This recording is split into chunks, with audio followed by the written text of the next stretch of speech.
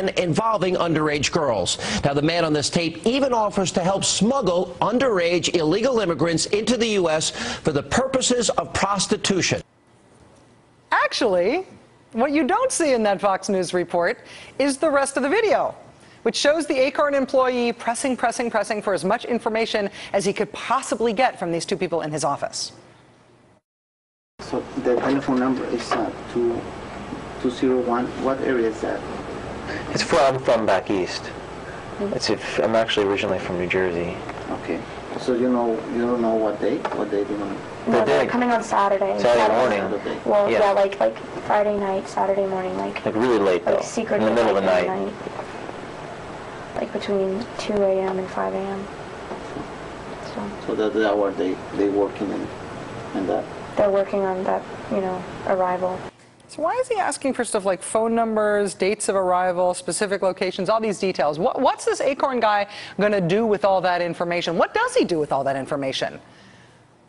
Oh, he calls the police and reports what they've told him is going to be a crime. Quoting from the Attorney General's report, immediately after the couple left, Mr. Vera telephoned his cousin, Detective Alejandro Hernandez, at the National City Police Department and said that a self-admitted prostitute had been to the office and was discussing human smuggling. Detective Hernandez contacted Detective Mark Haas at the San Diego Police Department. Detective Haas works with cases involving human smuggling. So that Acorn employee, who, by the way, doesn't speak English all that well, did the responsible thing. He elicited as much information as he could get out of this supposed pimp and prostitute in his office, and then he immediately reported it to the police. For that, he ended up getting fired after fantastical interpretations of his actions like these aired on Fox News.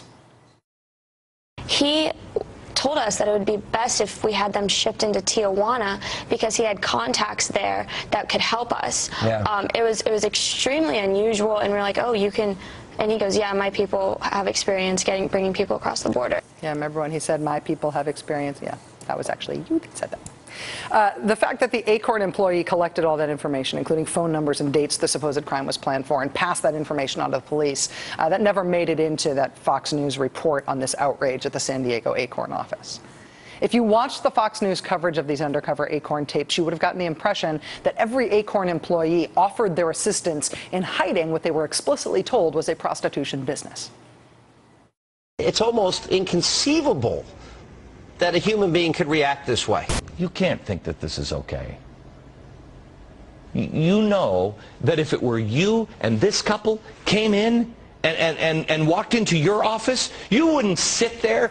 You wouldn't sit there. You wouldn't sit there like these evil Acorn employees did before they called the police.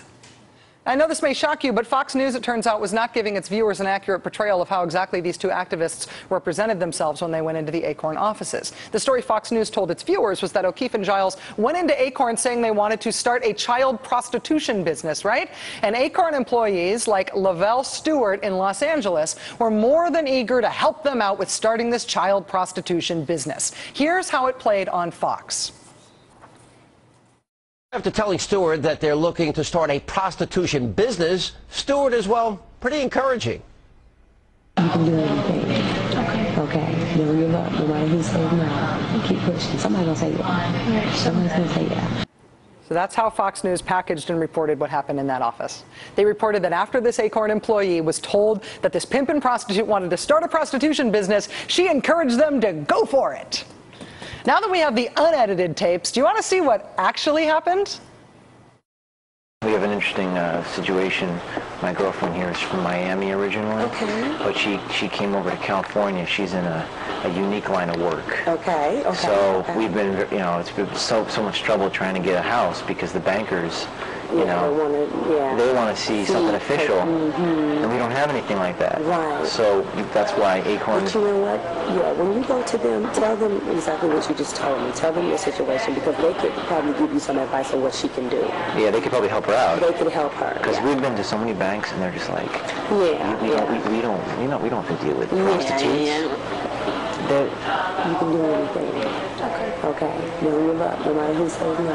Keep pushing. Somebody's gonna say yeah. Somebody's gonna say yeah.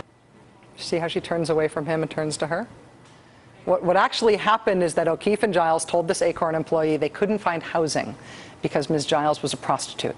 And that's when that employee turned to her and encouraged her to keep trying to get housing for herself. Not encouraging her to start a prostitution business, but encouraging her to keep trying in her effort to get housing. But don't let that stop you, Mr. Hannity. Don't let that get in the way of your great story.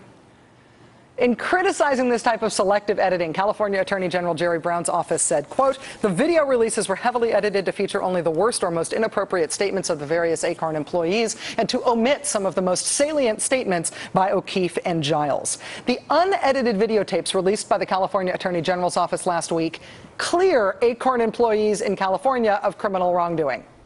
They do not clear Acorn offices in other parts of the country. We've talked about Acorn's real various misdeeds before on this show, including having an executive who embezzled funds and some other problems. This is not meant to excuse what Acorn has done wrong in the past. But the huge tide of negative publicity that followed these videotapes and the coverage they got on Fox wall to wall for months was bullpucky. It was a dishonest political stunt that bears no resemblance to journalism and no resemblance to the actual facts of what happened in those offices. But it worked. This big organization serving poor people, registering thousands of low-income voters, advocating for a higher minimum wage, this organization has been shut down. Means be damned, in the end it worked. Who do you think is next on their list?